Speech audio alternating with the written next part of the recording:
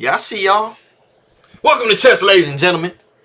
Alright, so I appreciate everybody very much for stopping by, hanging out with me real quick, checking out my video. So, I actually was done making videos for the day, and I was kind of winding down, and I was like, man, I have a little bit of time left. So I had a request, Ding Liren versus Jan-Krzysztof Duda. So I figured, why not? You know, break away from Wesley so for a game. Let's go ahead and, rock this one up. This game is not a draw. So, breaking away from the draws as well, because there have been quite a few draws. So for all of my people in the Philippines, as always, kamusta, and mabuhay, maraming salamat po sa nanonood ng aking mga video, aking mga kaibigan. Appreciate you guys very much. For anybody who is coming from China, I will say ni hao and shishini. Appreciate you guys very much. Anybody coming from Poland, I will say chest and dziękuję. Appreciate you guys for coming by. As always, very much appreciated. So if you guys are ready to go, let's take a look and see what we have for this game. So we have C4, we got C5. So we have the English opening, and it is the symmetrical variation. And I bet you can't guess why. Nah, because C5. Even though it's a different position, I know you guys out there that watch myself for like C5. It came like literally right at the beginning of the game. So it's there on the board. We see knight to F3. We have knight to C6. We see E3.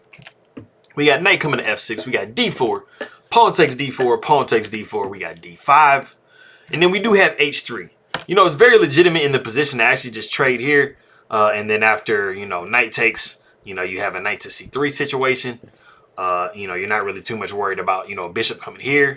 But, H3 definitely has, like some validity to it because, at some point you're probably going to have to create luft for your king. So why not do it now? So it makes sense. We got G6. We got C5, pretty, legitimately closing the position. You can always see like some B6 situations come up. So, it can, try to break down your structure and stuff like that. You see that quite a bit. We do see bishop to G7, and then we have the novelty of the game, which is bishop to B5. And we have what seems like it's a crazy attack, queen to A5, but knight to C3 takes care of that. But we do have knight to E4. And in some situations, this can be very annoying, this knight to E4, pretty much because it looks like you're just going to be giving up a pawn. We do say A4, knight takes C3, pawn takes C3, and then we have castles. Now, you can take this pawn. It's not bad to do so, but your queen is pretty much going to get attacked forever. You're going to come down. The bishop's going to come up here. You're going to have to move to the B2. The rook's going to be swinging back and forth. This bishop can come here. It's just like kind of annoying. So, I mean, it just kind of depends on what your taste is if it's worth the pawn. So, like I said, we did see castles, and then we have castles by white. We see queen back to C7 because Duda says, I don't even want any of that pawn stuff. Like, I don't even think it's worth it. It could very well end up just being a draw, after all that. So we got rook to E1. Bishop comes to D7. We see bishop to G5. Because why not double attack this pawn? Especially after removing the knight type situation. So we do see rook F to E8. We have queen to D2. We got B6. Like I said before, B6 is attacking. That is your pawn break. You do have E5, but it's very well covered, especially after something like bishop takes. You're kind of like, running out of, defenders of the E5 square. So we do see bishop back to F4. We see queen back to D8. We got rook A to B1. We do see knight to A5. And then in the game, we actually see bishop to E5. But a really, really nice move in the position was actually knight to E5. And it's just placing a double attack on this bishop. And I mean, it's not really desirable to trade, like to give your bishop away in either particular situation, because if you trade here, you're going to be taken back with the pawn. And then, I mean, you have the ability to try to get like a really, really super nice, pass pawn over here. And then this bishop is a really, really nice defender of this king, especially with these dark squares being compromised. So you don't necessarily want to give that bishop up either. So it's kind of annoying to have that knight there. So, but the bishop would probably go ahead and take on E5 because something really kind of has to give in that position. A bishop would take on E5. Queen would come over to C8. You'd see pawn taking B6, pawn taking B6. And you would definitely want to, back your bishop up to D3. because you definitely don't want to go into this scenario here where bishop takes d7, queen takes d7, rook takes b7, and then after knight to c4, now you're depressed. Because there is no way to guard, you know, to protect this rook, because obviously you can't swing this way because the queen's just gone. So now you're going to go ahead and cry and shake hands and go home. So you don't want to do that. But like I said, we did see bishop to e5 in the game, and then we did see bishop taking b5, pawn taking b5, and we got knight down to c4. So this is placing, you know, kind of a nice little double attack on this bishop and this queen. So the queen says, hey, man, let me centralize myself. Like, let me just kind of get everything, you know, rolling. Let me get everything developed. Let me get, you know, my queen is centered. Everything is cool, right? Cool.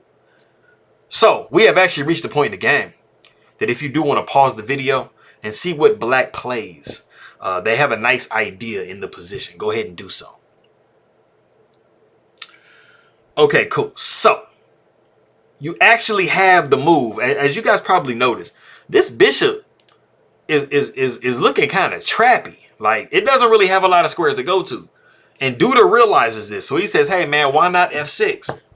So if you guessed f6, I mean, you were noticing that the bishop was like running kind of low on real estate. And really the only move, the goal for the bishop is to c7, which does kind of attack the queen, but the queen can just very easily sidestep that. And so he chooses queen to d7. Duda actually starts playing really computer-like at this point. So after c6, he does move back to queen c8, which is the top move. Rook goes to a1, which is the top move, but you're already in like a really, really iffy scenario because of e5. And e5 just crushes your dreams. You know, your dreams are just really just like gone, because now this queen and this bishop are disconnected. And so you can't just take back with the pawn like you really, really want, because then you're just going to be pinning your queen and it's undefended. And I mean, you're just dropping way too much material. So you are actually forced to take with the bishop, which is what happens in the game. So, you know, Liren is forced to give away his bishop. He gets a little bit of compensation for it, but it's not quite enough. The pawn takes e5. We got pawn takes e5. And then adding insult to injury, we see queen to c7. And so, like, now what do? I mean, this queen is undefended. This pawn is super pinned. It's like literally like attacked by like almost every piece black has. And so there's not a lot of niceness that's going on in the scenario. So we see rook to e2. Knight takes on e5. And then we actually see knight to d4. You definitely don't play rook a to e1 because it doesn't exist. Because you will be seeing rook to f8. And this knight is about to cry a river, as you know, Justin Timberlake says. So we don't want to do that. So we do see knight to d4, trying to do something active. And then we do see queen to f7, because Duda would really, really love to trade queens in this position, because as you guys see, he's up an entire piece. So why not? And then it's just a matter of trying to make sure this pawn doesn't go anywhere. So you probably would blockade it with this knight at some point. So. But we do see queen to g3 because, you know, Liren says, I don't want to trade, man, because I'm down material. So we do see knight to c4. And this is offering another trade with the rook. So we got rook a to e1, rook takes e2, rook takes e2. We have bishop back to f8 because it is about to land on this really, really juicy c5 square at some point. Queen comes to g4. We see a5. Pawn takes a6 en passant. We see rook takes a6. We got knight over to b5. We got knight to d6. Knight takes d6, rook to a1 with check. King comes to h2, and then we see the really nice bishop takes d6 with check, forcing g3. We got rook back to a8 because, you know, we are still trying to make sure we keep an eye on this pawn so it doesn't just become a runaway. We got h4, we have h5. So white is just continuously getting attacked like all the time. And so it's just not pleasant. We got queen to e6, and this is a really sad move to have to make because you're really running out of real estate, like I said. And you have a lot of weaknesses on your light squares over here, and your king is kind of lonely. So, I mean, you're kind of forced to go into this scenario with the queen. So we got bishop to c5 now. So not even trading immediately. That's the thing about it. Not even trading, but then going bishop to c5. Just basically saying, okay, if we do trade at some point, you know, I'm going to go ahead and take your pawn over here. So it's just like, Duda is just showing no mercy in the scenario. So we see c7. Queen takes e6, rook takes e6. We see king to f7 attacking the rook. So we see rook to c6. And now we do have to take a defensive posture against this pawn because it's just literally about the pawn. it's about the queen. So we see rook to c8. We see f4, trying to give the king some type of room to move. We do see d4, you know, basically making, you know, just consolidating everything and trying to make everything as solid as possible.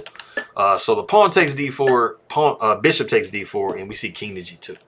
We got b5, king to f3, b4. So we're literally, I mean, the plan is clear. Like we're and then, I mean, you're pushing this pawn all the way, and then this bishop is even holding this square, so the rook doesn't really have a good chance to come and try to defend.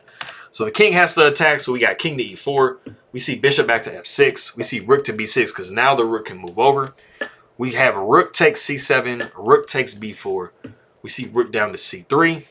Just continuously just being merciless, because now you're attacking this undefendable pawn and just continuously adding insult to injury.